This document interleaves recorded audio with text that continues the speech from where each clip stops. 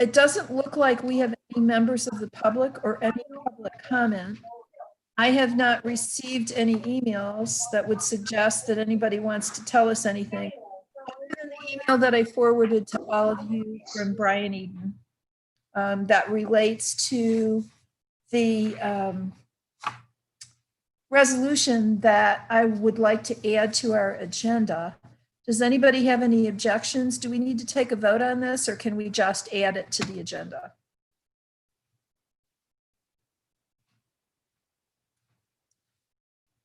Okay, hearing no objections, I assume there aren't any. Yeah, just add it. Just add it. Okay. Yep, just add it. All right. So, Deborah, yes? I have Anna Kelles here in chambers with me, so she's joining us here. Oh, okay. Hi, Anna. Hi, everyone. All right. Okay, everybody's here. Cool. Hi, Anna. I thought you might want to go see Kirsten, but Oh, I do, but y'all are more important. that's nice. Her work. I think that she's fabulous, and we'll all get a chance to hear what she has to say for sure. Probably. All righty. So we have minutes. Can I get a motion on those? All right. Anna moves. Amanda seconds. Does anybody have any comments or concerns about the minutes? All right. Hearing none, I will take a vote. So, Dan Klein, Yes. Amanda Champion, Yes. Anna Kelles, Yes. Dave McKenna, Yes. and I'm a yes, so those pass.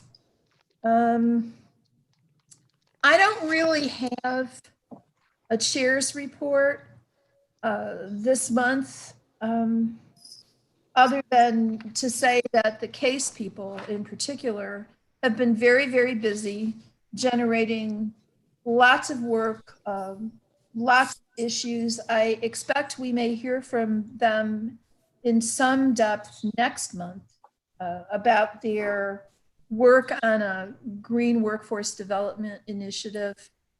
Anna and I and Natalie Bernowski met with a couple of the people from the case board about possibilities for a green workforce development program that would span several of our agencies and our resources in the county.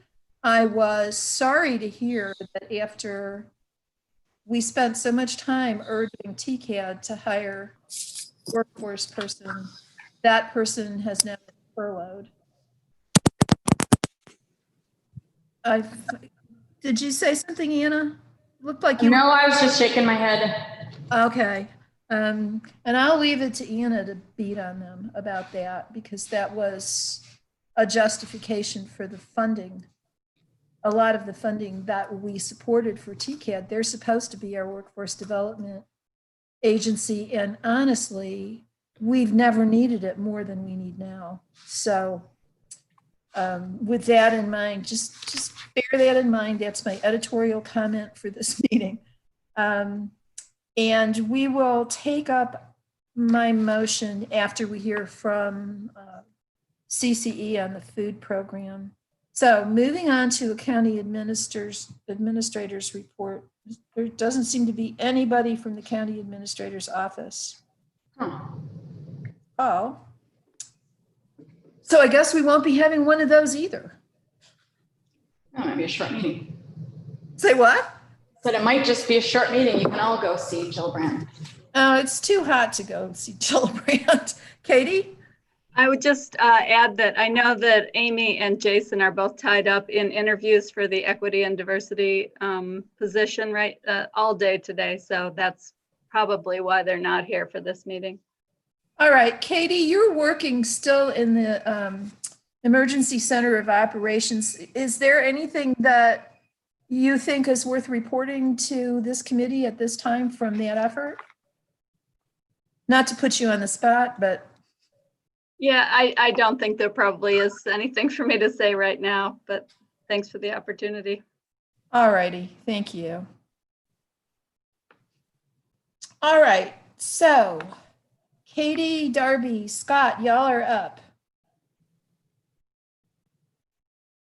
All right, you want to start with the commissioner's report? I can kind of lead in with some of the things I've got to report. That would be great. It's been a while since we've had you on the spot, so yeah. Well, it's great because a couple of the items are actually things that Darby and Scott both know a lot more about than I do. So they're on the call, so that's good. So the first one is, I guess, Water Resources Council passed a letter of support for a statewide municipal wastewater coronavirus RNA surveillance system. So apparently pilot studies have shown that in wastewater, you can detect the COVID-19 disease up to a week earlier than when healthcare system providers can start seeing an uptick in cases. So it's a way of, helping us be more cost effective and getting information we need for the pandemic response. So that's something that your advisory board is working on promoting and getting in place. So wanted to let people know about that.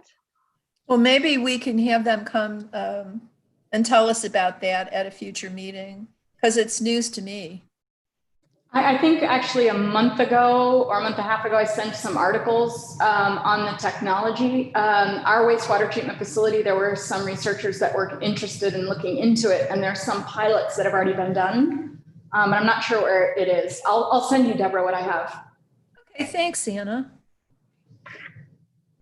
The next item is that, as we discussed with you, I think it was last month's meeting, we're getting going on our EV telematics trial.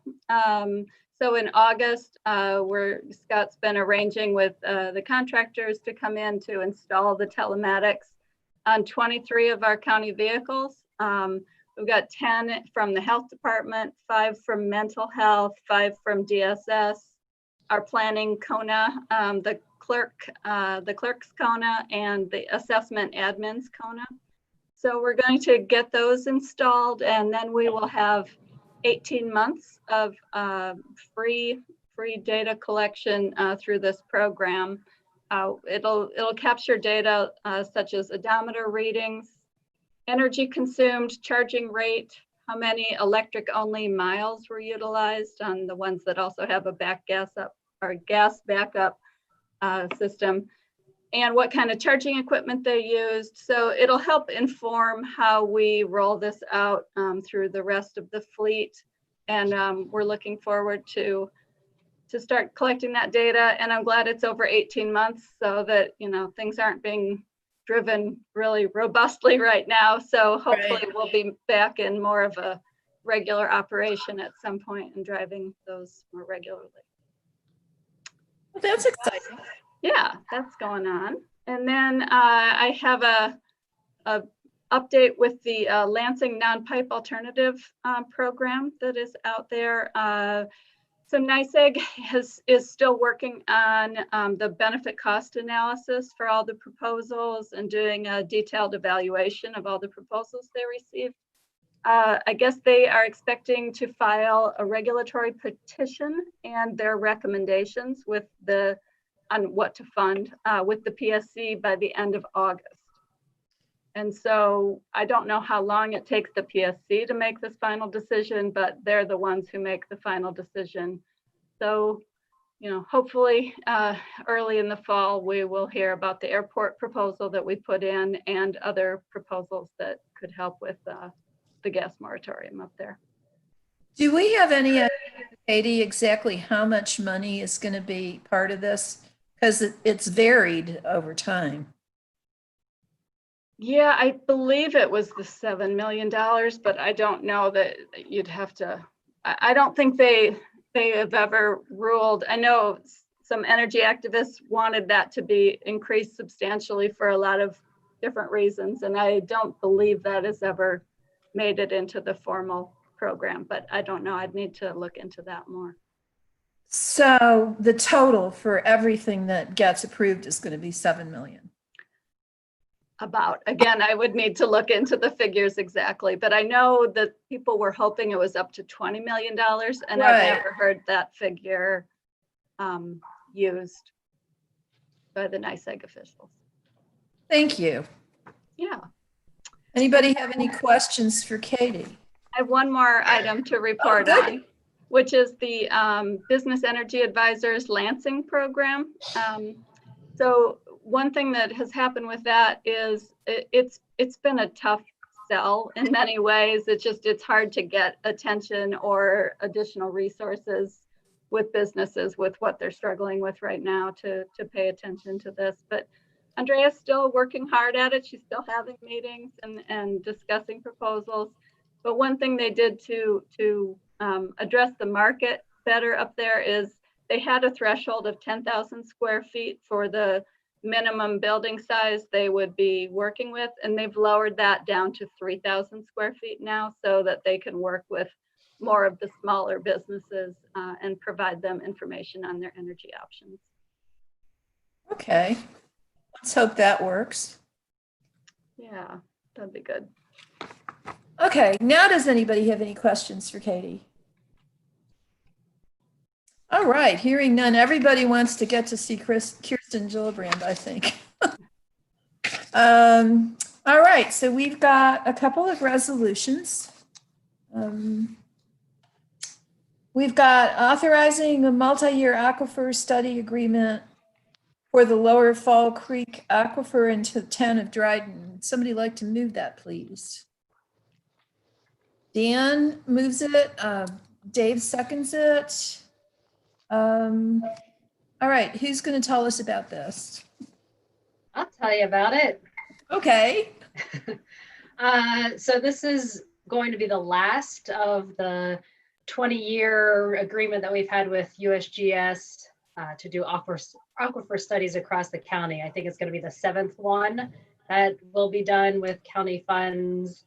And the original agreement was that the USGS put in a third and the county put in a third, and whatever municipality the aquifer was located in also put in a third. And the funding structure from USGS has changed over the years. And so it took us a little while to ratchet down the cost of this so that the county did not go over our 35%.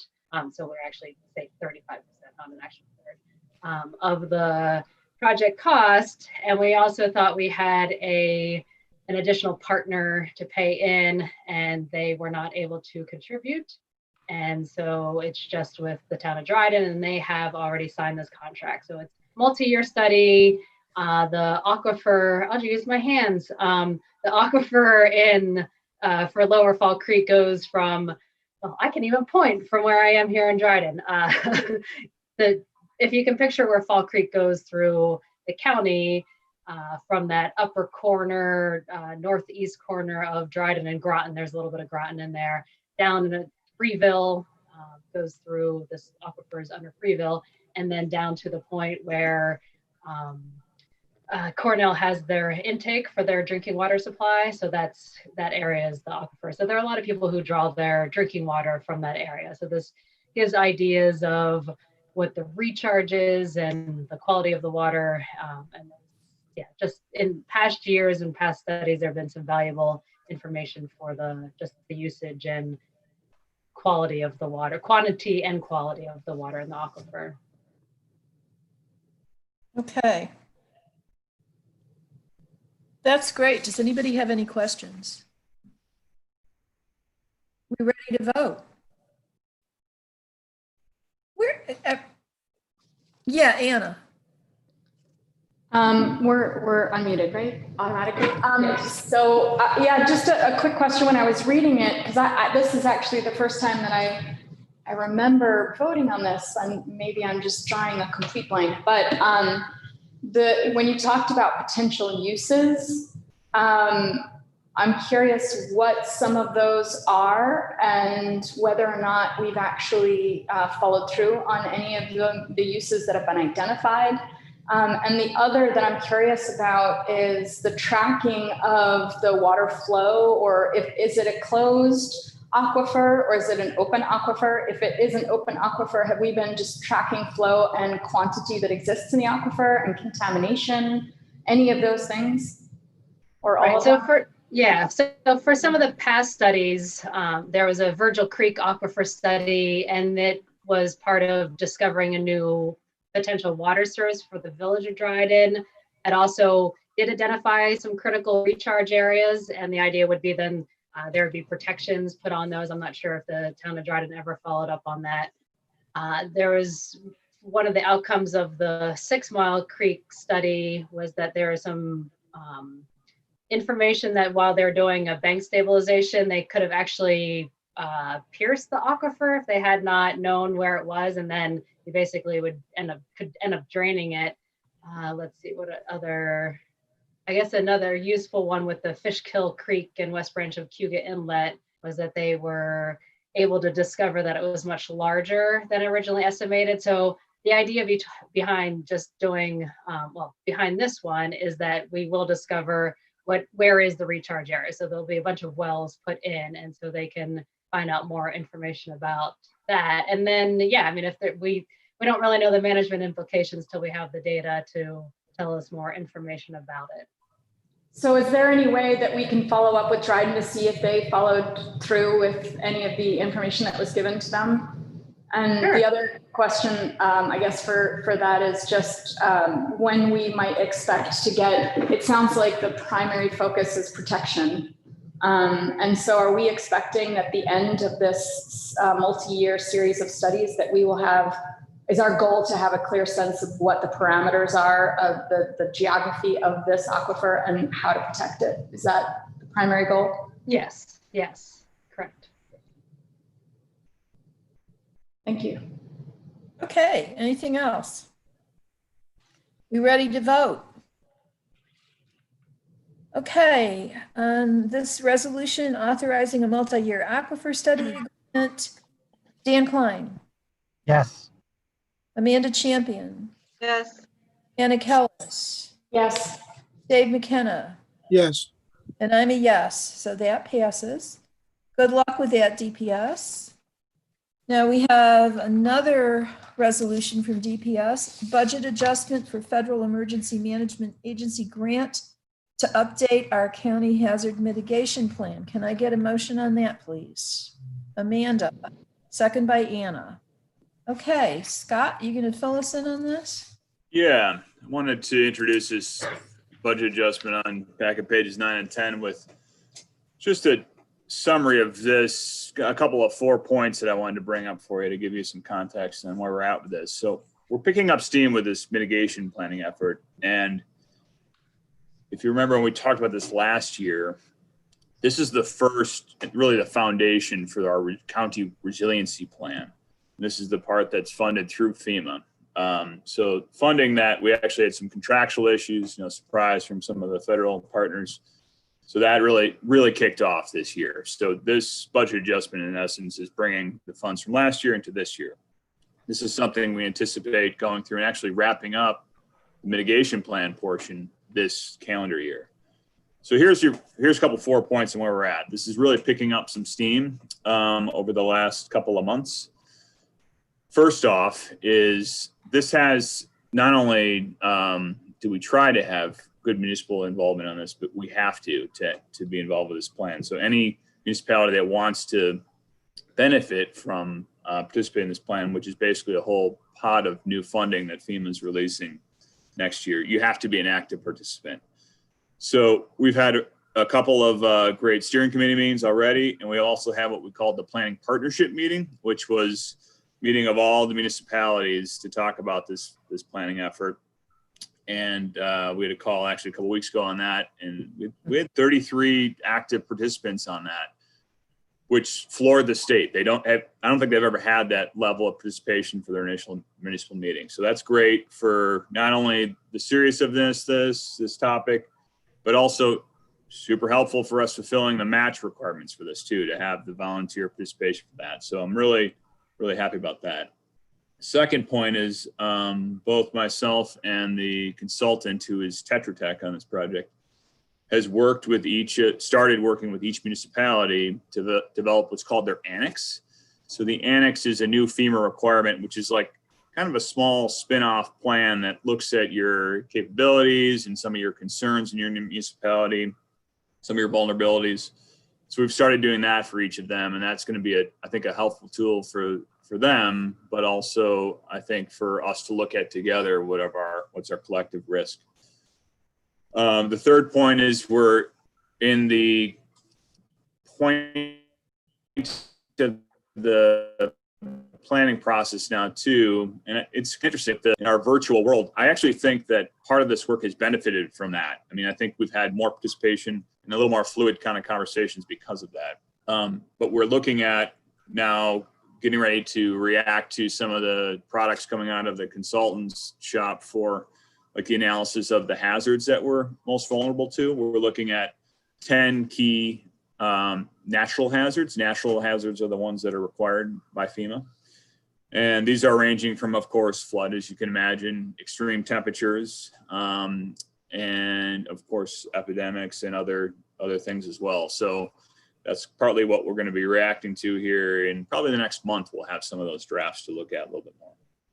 And the last point I just wanted to make too is another thing we're really taking seriously with this effort and looking through, and this is in part part of what we're learning through the, our COVID planning process too, is we're really trying to look at this through a lens of equity too. I mean, this is a new important goal of the plan that wasn't there before that the group is likely adding, but just kind of taking a look through like, all right, not only what are we looking at for our critical facilities, but what are some of those key lifelines that we've seen most recently being helpful to a broad range of individuals in our community. So this is active and live, and it's getting to be very exciting to be a part of this as the foundation for this broader resiliency planning work that will bring in several different components from here. So those are my key points, but I'm happy to answer any questions about the process too.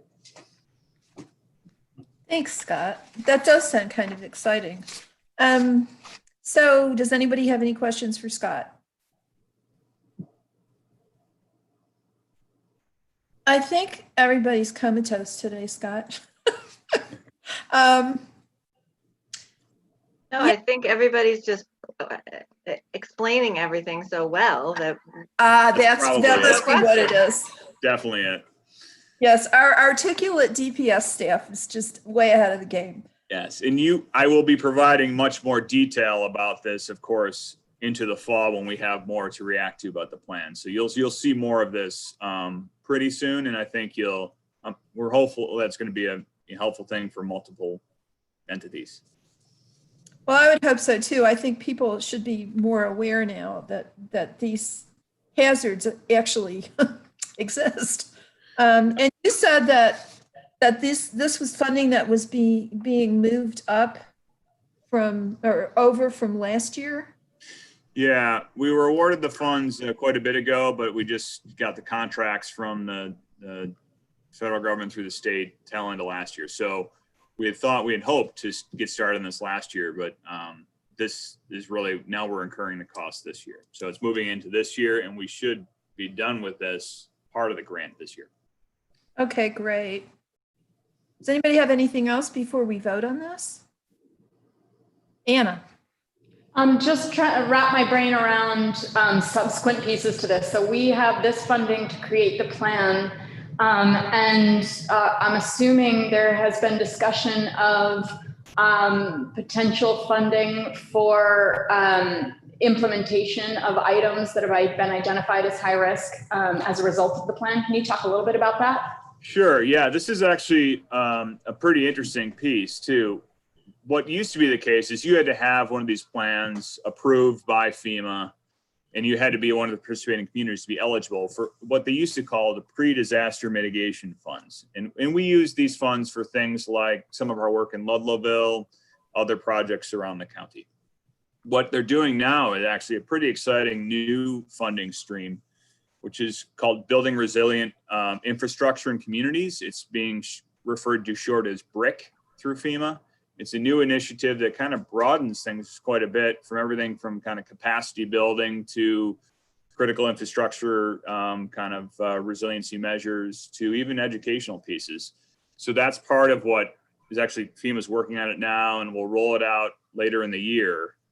So the idea is we're going to hopefully get this piece approved and in place so that all of the counties or all of the jurisdictions in the county can be eligible for that BRIC funding moving forward. So it's important to, identify a range of projects that are really going to help us build that resiliency in this effort, both infrastructure wise, but also beyond that.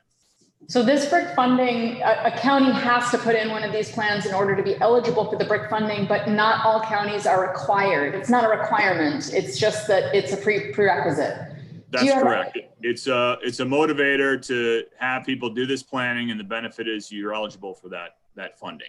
Now, it's very different than like the post-disaster funding that you would get if there's an incident. This is particularly geared toward that pre-event work. But you're right, it's not a requirement. Most communities do it, but not all of them. So it's highly competitive. The BRIC funding will be, we expect. Yeah, I think it will be, but I really feel like I'm hopeful that the types of things that we're talking about here will be structured in a way that they're gonna, be very implementable. And I think we can make a case for how that can be multi-beneficial. That's kind of what we're really shooting for in this.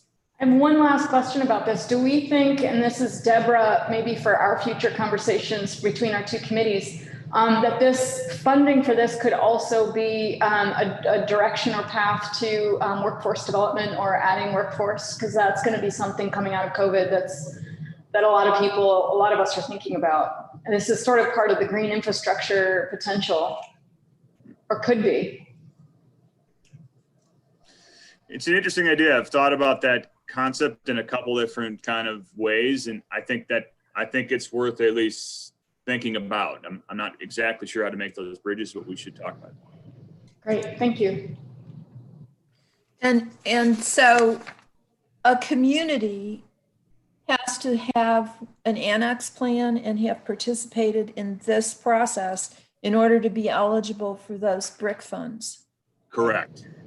So this is called the mitigation, FEMA approved mitigation planning process, which is almost all multi-jurisdictional now. They really encourage you to do that. But yeah, you need to be, not only does your village or town need to participate in these discussions with the broader group, but yeah, they need to complete this annex, which identifies some actions in there as well. But it has a whole range of information that it's kind of a pain to document, but it gives you some clear look. I'm like, oh, here's some gaps in terms of your capability. So yes, they have to do that and they have to participate, which is a little bit bigger lift than we've asked communities to do in the past. My argument with them too is not only do you potentially eligible for this funding, but this is what we're asking for payment. We're not asking you like in the days of old when communities would have to pay to participate in this, or match funding. Yeah, they do have, it's no joke in terms of what they have to participate in, but it's not a financial investment. It's something that you have to spend some time with your staff or individuals, and then you have to participate in the process too. Assuming they have the staff. Correct. We are certainly working with some highly motivated and supporting some motivated supervisors and code enforcement folks and mayors as well. And perhaps one or two not so motivated ones. But, sure. Well, if you have a not so motivated mayor, you have a very motivated deputy mayor to fall back on. So, not naming any names, but just saying. I will tell you, based on what conversations in the last 2 weeks, I'm optimistic of every community in our jurisdiction. Well, you're a better man than I, or you just don't have as much experience as I do. Could be. In any event. Okay, so are we ready to vote on this? All right then, Dan Klein. Yes. Amanda Champion. Yes. Anna Kelles. Yes. Dave McKenna. Yes. And I'm a yes. So, yay, that's unanimous. Thank you, DPS. That's great. Thank you. Katrina, do we have any idea what time the CCE food system people are going to log on? Deborah, I sent out the invites and I haven't heard anything from them, so I'm not sure. Oh my, okay. Well, while we're waiting to see if they show up, I get, I sent it to Monica, Graham, and Catherine. yeah, those are the people that should have received it. Well, we're waiting to see.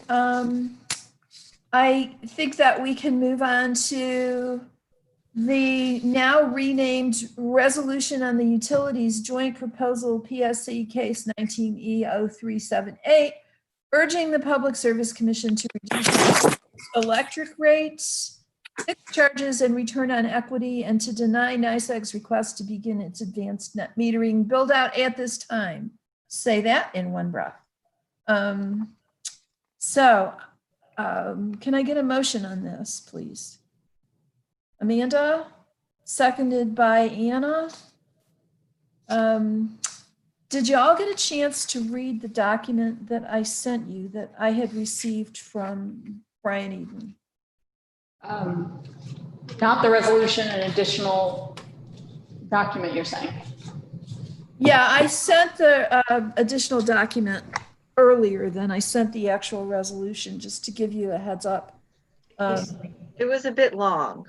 No, it is a bit long. And, you know, the point was to digest it into a resolution that was 1.5 pages long, which is almost as long as the title. But Martha does have a point with her suggestion, which is that a lot of times they don't really read the whole resolution. They just read the title to see if it's of interest. So I thought her proposal was certainly helpful. But anyhow, if you read that document that I sent, it really is in place of any kind of testimony that we could have taken today with respect to the substance of this resolution. It was written by and filed on behalf of 6 consumer and environmental groups who have been following this rate case closely for going on a year. I saw the resolutions. I'm sorry? So I saw you sent a sort of a draft resolution that was turned into the formal resolution. Is that what you're referring to? I'm talking about a document that I sent a few days ago, to lay the groundwork. It was a forwarding of an email, a document that I received from Brian Eden. It was quite long, longer than a resolution. Yeah, I got it on the 24th. That's the day I got it. So June 24th? July 24th. July 24th. From Deborah. Okay, I see. Okay, thank you. I got it from Brian. Well, yeah, he sent it. He included you and me and Martha. Yes, I read that one. Okay, sorry. Okay, yeah, so that's kind of the document and the testimony on which this resolution is based. I will certainly invite Brian and Irene to the ledge meeting at which we consider this resolution, assuming it passes committee, but I did not invite them to our peak meeting because right at the moment, they're pretty busy writing testimony in another PSC thing. It seems to be more than a full-time job for them to just deal with NYSEG. Does anybody have any questions? I will try to answer them. Dan. Yeah, I'm not sure there are questions or comments. At this moment, I'm planning on voting against this resolution. Basically, I don't have enough information. There's a lot of things that are just set in there that I really don't know where they came from. And then also some of the premises in there I don't necessarily agree with, so I'll run through a few of them. They say that the money would be used for vegetation management, and I've heard a lot of people complain about the level of NYSEG's vegetation management program. So without some other reason to believe this, I believe that they are raising money to spend more money on vegetation management, which at this moment I have to say is a good thing. They also talk about substation repairs, and in the resolution it's listed as a negative. I don't understand why that's a negative. I assume all infrastructure needs to be maintained and repaired. There's a line in the resolution that says NYSEG's unilateral choice to defer grid maintenance. And again, I don't have any knowledge if that's a true statement or not. I'm not sure why unilateral would be in there. And if grid maintenance was deferred, then I would assume that means it saved money.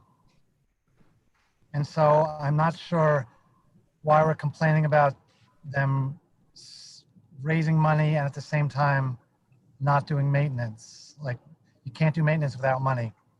Can I address that before you go on? Yeah. Yeah, so in the past, they have been given rate increases based on their representation that they would be doing this grid maintenance, which they then didn't do.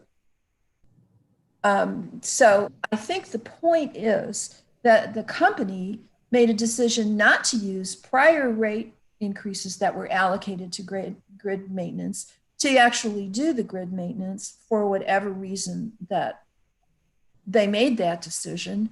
And now they expect the ratepayers to ante up yet again to do grid maintenance that they should have done with monies they received in past years. I mean, nobody argues that they should be doing grid maintenance, but they cut their budget for vegetation management, for example, by some 80% over the past few years. And the documentation for these facts is all in the record of the rate case. You know what? In the rate case, and it's all footnoted in the document that I provided you with.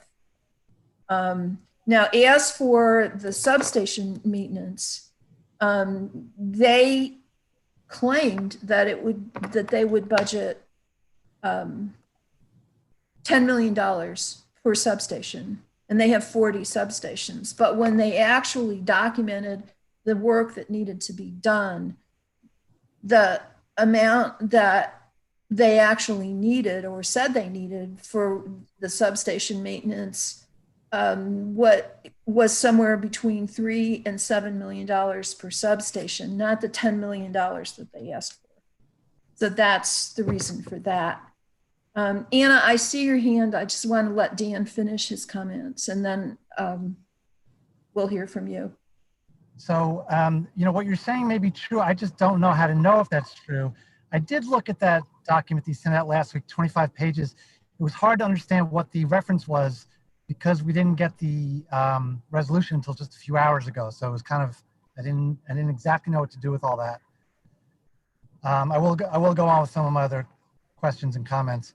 There's a lot of talk in the resolution that advanced net metering is something really bad and we shouldn't fund it. And again, I don't have any reason to believe that.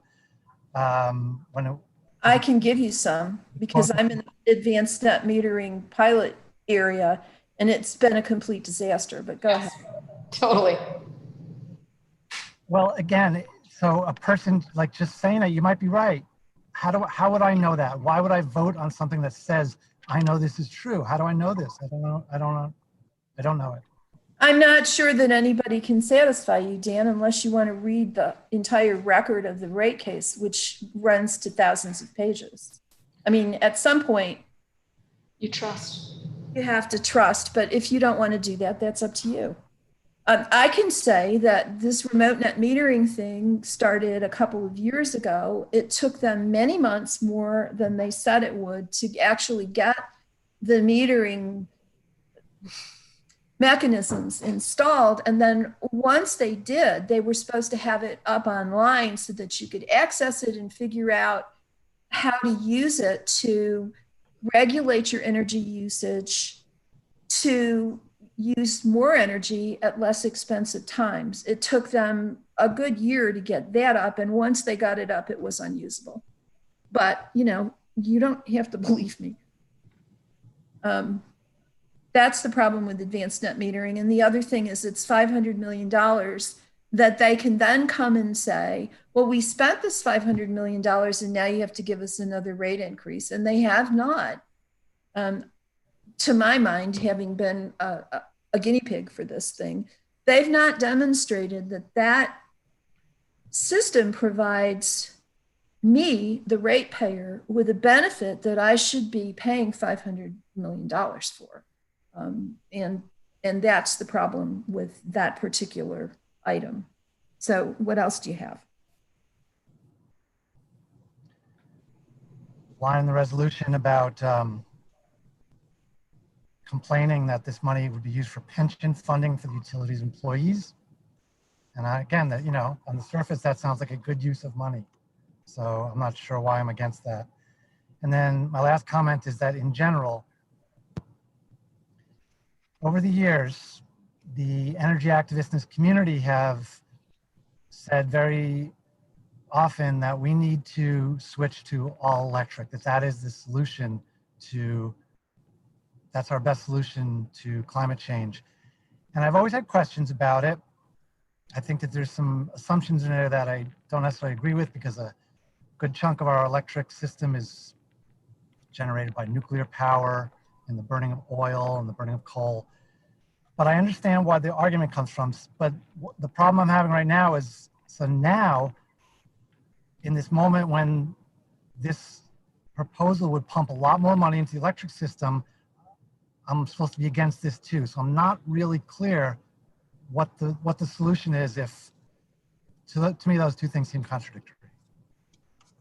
Yeah, I understand why at first blush that's how you would interpret this, but as I interpret it and as I see it personally, the reason that this rate increase is so high is not because they're going to use that money for grid improvement. It's because they want an 8% ROE, and they want, you know, they want the ratepayer to foot the bill for their pension contributions and their salaries and their ROE. Well, where else would that money come from? If in the past they had used the money the way they said they were going to use it when they got a rate increase, then I guess I would trust them to use it solely for grid improvements.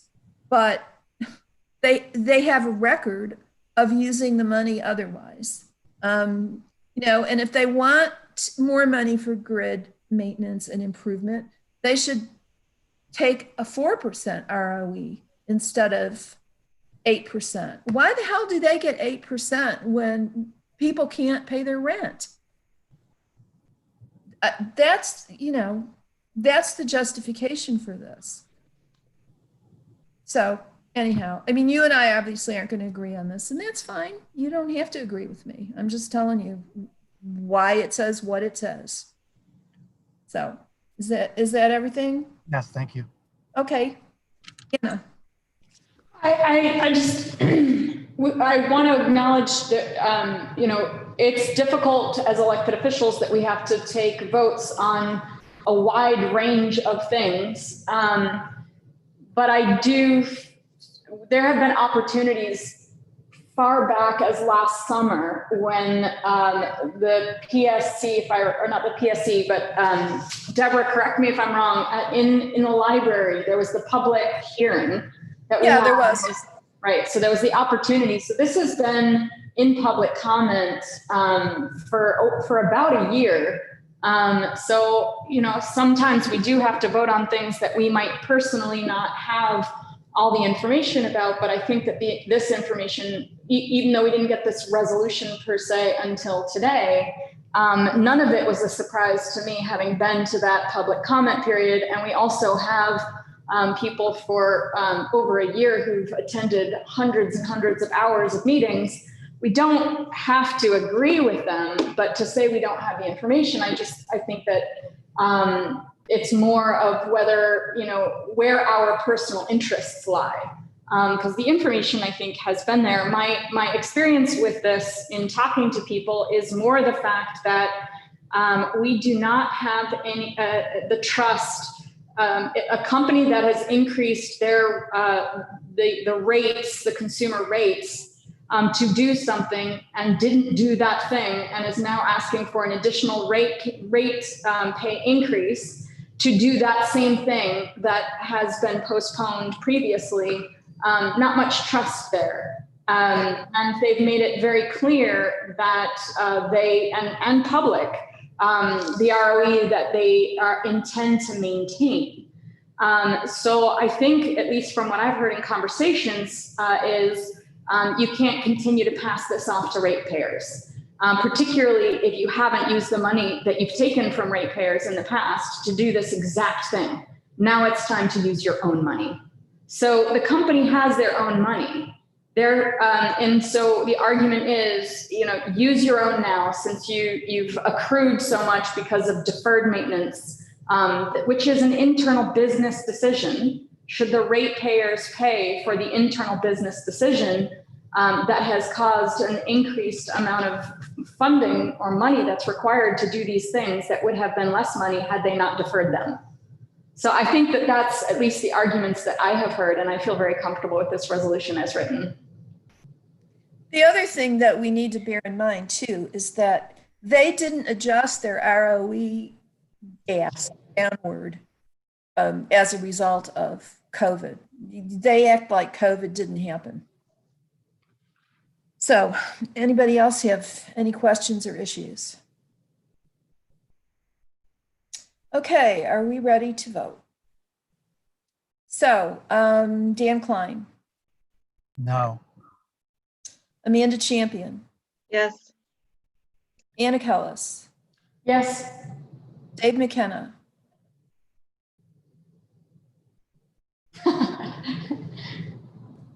Playing tag here with turning my microphone on and off, I think. Yes. Okay, and I vote yes. So that's 4-0. And that will certainly 4-1, yeah. That will certainly allow us to discuss this in full at the legislature meeting. So thank you all. And that brings us to Graham. Hi, Graham. Welcome. Thank you. Thank you. Great to be with you guys. You guys flew through the agenda today. Sorry to be showing up a little bit late here. That's okay. So for today, and I've met most of you folks here and there, but to those of you that don't know me, I'm Graham Savio, the new ag issue leader at Cooperative Extension, Tompkins County, and really looking forward to working with you all. So today I'm just going to give a quick update on the food system planning work that Cooperative Extension is sort of heading up in, that we are employing the coordinator of that work that's funded by this committee and by the county. So I'm interested in hearing anything that you guys, any questions you have about the other work that Cooperative Extension is doing, the ag program area is doing. I'm happy to answer any questions on that or go deeper into that at a later meeting. But for today, food system planning work. So we do have a food system plan coordinator on board now. Katie Hallis, formerly Katie Stoner, brings a wealth of food system experience and community connections to the work.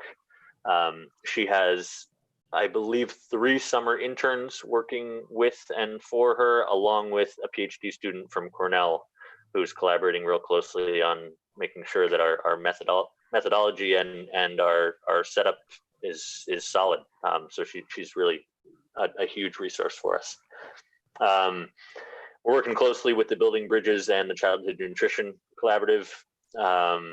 And we're also working closely with the COVID-19 Food Task Force, which also happens to sit within Cooperative Extension in the ag program area. So Holly Payne, who's heading that up, and Katie Hallis are in regular communication with the intent of taking whatever lessons that we can learn from this ongoing crisis and incorporating those into the food system plan as it comes together. In terms of where we're at in the work, we have a food system planning team that's comprised of stakeholders, community experts, and I think there's 25 folks on that email list, and most meetings are probably around 12 or 15 folks on the line. So we're meeting monthly as a food system planning team, and there are 3 working groups within the planning team. One is working on a food system assessment, one is working on communication, and the third one is working on outreach. And we also worked with Audrey Baker at Cornell to set up an evaluation plan to make sure that we're on track and we're clear about our goals and the benchmarks for achieving those goals. And we have a project working plan document that we're tracking our progress against. All three of those working groups are tracking progress against those.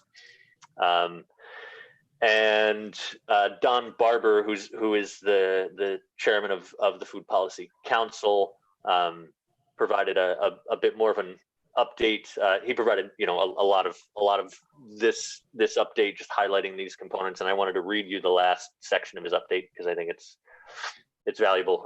We're finding that there are so many tentacles to the food system, and exploring those tentacles and then bringing ourselves back to the broader view of the food system is a daily challenge. But this team is appreciating our overall goal and timeline. It's a pleasure to be doing this important work together.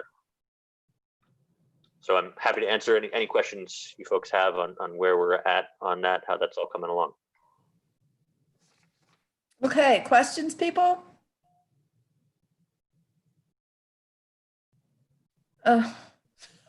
I think the weather's really weighing on people. We have not had a lot of questions and activities today, or action today, but I feel like it takes time to digest. I'm sort of sitting here cogitating. Well, I'd be interested. You mentioned you're working on childhood nutrition. Are you working with the school systems, or how are you pursuing that, and what avenues to address childhood nutrition do we have? So a large part of that is just collaborating with the Childhood Nutrition Collaborative. So with Kirby Edmonds and Lara Perilla and the folks who are sort of heading up that effort. So Katie Hallis, our coordinator, is in regular contact with them. They're also hiring an outreach coordinator. The position was just announced today, and I'd be happy to forward that along to you folks. I haven't read the whole thing, but they're hiring someone who will be working on food systems outreach work, and Katie Hallis will be working closely with that person. So we're not anticipating, it's not further staff support for our work, but it's clearly staff support for this work and collaborative, collaborative contributions to this work. They got a federal grant for that, correct? I don't recall if it was a federal grant, but yes, they call it the Healthiest Cities grant. Yeah, so that did come through, and everyone's pretty psyched about that. And I'm happy to send that along to whoever would make the most sense to send it to, if folks are interested in that. I would love to see that. Anything you send to me, I can get to the other committee members if you'd like. Okay, great. Amanda, and then Anna. Thank you for all you're doing and working on. I guess my question is just sort of a general question about if how COVID has affected this. I mean, not just your meetings, but like, your outlook, or how it's changing how you're thinking about all of this, or anything you want to say about that. Yeah, that's a great question. So, the initial plan was to have all of these community cafes all throughout the county, and sort of these launch meetings in every community. So we had one in February. We had our first launch meeting in February. We had fantastic attendance there. I think we had somewhere around 110 people who attended, got some great feedback, some great information there that's informing our process going forward. And unfortunately, that was our last public event, February 26th. So at this point, a lot of the outreach is one-on-one. It's individual interviews that Katie is doing with key stakeholders in the food system. And for the most part, those can be done over Zoom and otherwise by telephone call. And then we're also planning some Zoom focus groups with multiple stakeholders on Zoom. And then there's a survey, sort of a quantitative survey for data collection, and that'll be online and posted on the website, which is not quite up yet. Probably, I would call it 3 weeks. We'll have a food system plan website live, and then the communications working group is working closely with that. So that's, but again, that's all remote. Katie will be going out to Enfield, so that the Farmers Market Nutrition Program is distributing coupons right now, and so Katie will be going to one of those distributions and sitting in person and connecting with an Office of the Aging distribution as an opportunity to connect with folks who may not be as engaged with the World Wide Web. And that's, I mean, for the most part, it's online right now, and we're trying to be conscious of the folks who we are missing in that process, and then thinking sort of on an ad hoc basis about how to catch those folks who aren't as comfortable or as present with email or with Zoom. And those would be the people who probably need the most help. Yeah, that's what I was going to say. Those are the people you really need to reach. Yep. Yeah. So we had a really good sort of a working session with Kirby Edmonds last week, a week and a half ago, being really clear about what are the organizations who are working with those people who are going to be harder to reach, and how do we engage with them. And so we're just getting started in that process in a more explicit way right now. Great, thank you. Thank you. Hey, thank you. Anna? Yeah, that was the first half of my question, so thank you for answering that, particularly reaching the most vulnerable populations that would be the least accessible. Another group in that arena would be the undocumented immigrant population. And they often are the most difficult to support and reach. And I'm curious what outreach is being done with that population, as well as connecting to the farmers to get a sense of what their needs are, particularly because so many farmers, ideally they would be working full-time, being able to work full-time in farming, but have two, three, sometimes four off-farm jobs because of the current pay for farming. So I'm curious what support systems and questions outreach we're doing to the farmers themselves. Yeah, thank you for that question. I was just talking to Monica about this an hour ago, and in short, we are anticipating doing a lot of those interviews over the winter time, for one, because that's when farmers have a good bit more time, and then in terms of farm workers and undocumented folks. We need to be doing a better job on that. We are working, so Mary Jo Dudley at the Farm Worker Program has been really engaged with the food task force work, and that's provided sort of an avenue to start engaging with her. So the food task force has actually got it's got a weekly distribution going on now that targets farm workers in particular, and Mary Jo is making sure that weekly distribution reaches a different set of farm workers each week, and she's got a sense of who needs that food the most, and so we'll be working with her to make sure that we're engaging that population in the food systems planning and getting any feedback that we can. So Mary Jo has been a fantastic resource in that regard. I'm curious what role this program has with the emergency food hub at this point, and how that food hub is going, how they're interfacing. That would be really great to know. With the food task force emergency food hub?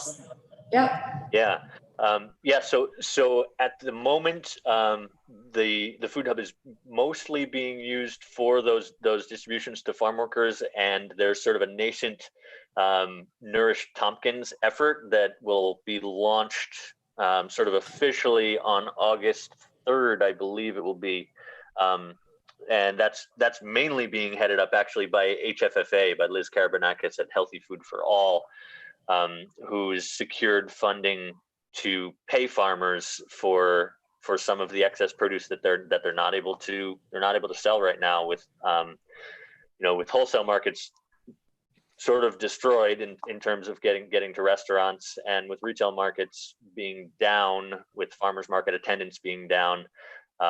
Farmers have a lot of extra produce, so that's one way of helping to deal with that, rather than sending it all to Friendship Donations Network, trying to get farmers paid for as much of it as possible. And then Headwater Food Hub is going to be purchasing that stuff, and if Headwater Food Hub doesn't purchase it, then it does go on to Friendship Donations Network, and some of that is also being used for these distributions to farm workers. So that's, as far as I'm aware, that's the main thing that Food Hub at the old Green Star space is being used for right now, although it will also be used in, I believe it's August 24th or 25th. And the end of August, there's a gap between the summer food distributions from schools and when the school year food distributions are going to start up. And so the Food Task Force did a distribution on July 7th for that gap, when the end of between the end of the school year and the beginning of the summer. There'll be another one happening out of that space at the end of August, between the end of the summer and the beginning of the school year. And then in terms of just further collaborations with the Food Task Force, Katie Hallis has been sitting on the coordinating team for the Food Task Force directly. So she's on those calls every week and taking copious notes about what we can learn from that entire process for going forward for our food system. Great. Thank you so much for all your work. Yeah, thank you for your support to this. Yeah, it sounds like you're putting our support to good use. And you got additional funding from the Park Foundation, I think, and now this Healthy City grant is on that, right?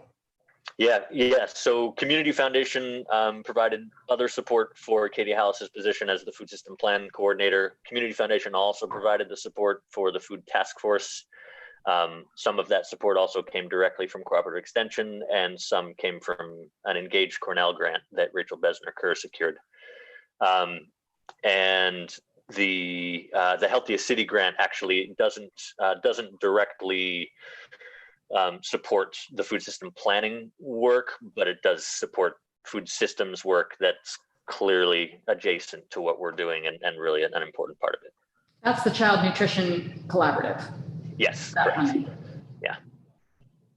So it's complicated, but keeping it all separate for all of us, that the Cornell Cooperative Extension is the food plan, which is Katie Hallis, yes.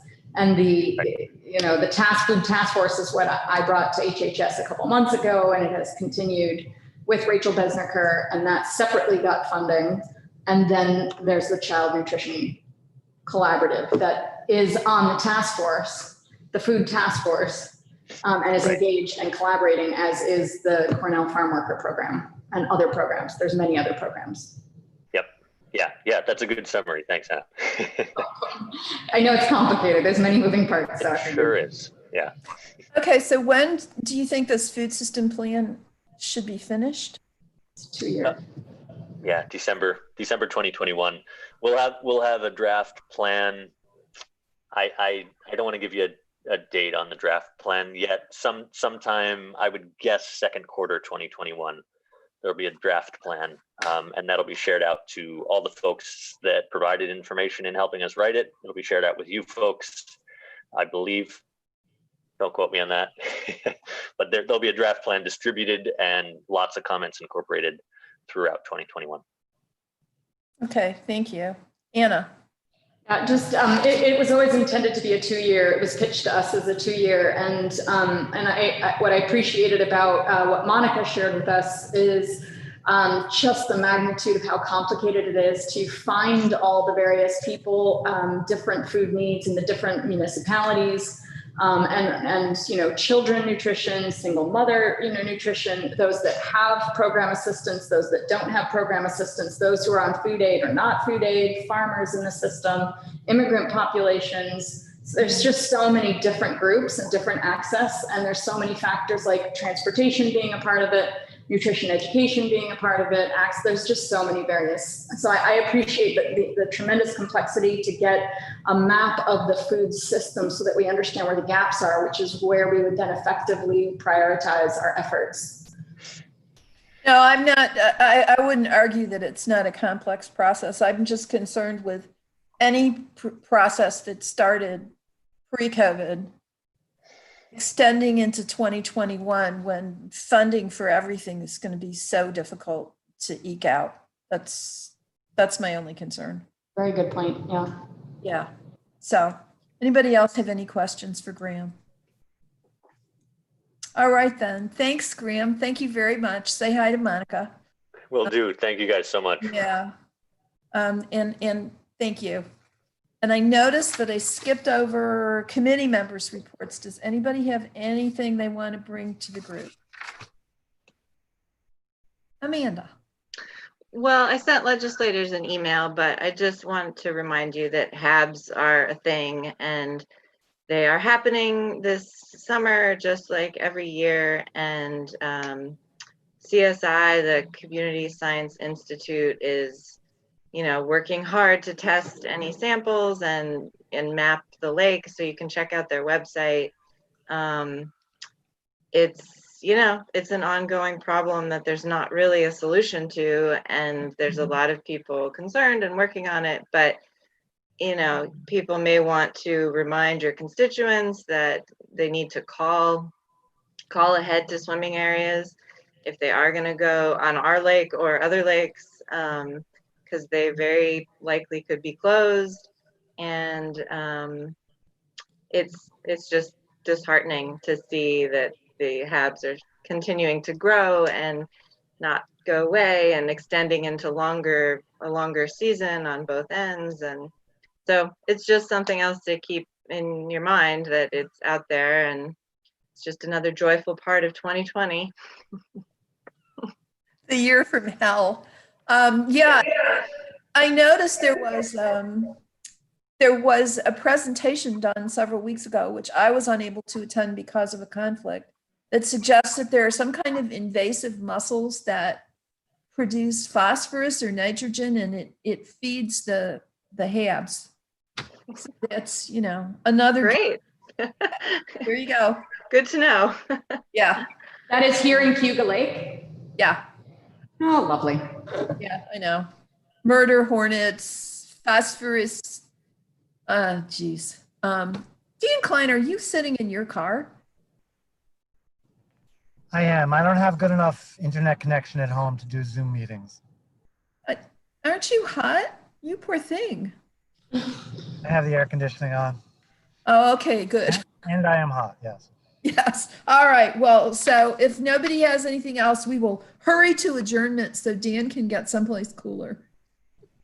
Thank you, Deborah. All right. you, Thanks, Deborah. everybody. Great Take meeting. care. Bye-bye. Thanks, Graham. Thanks.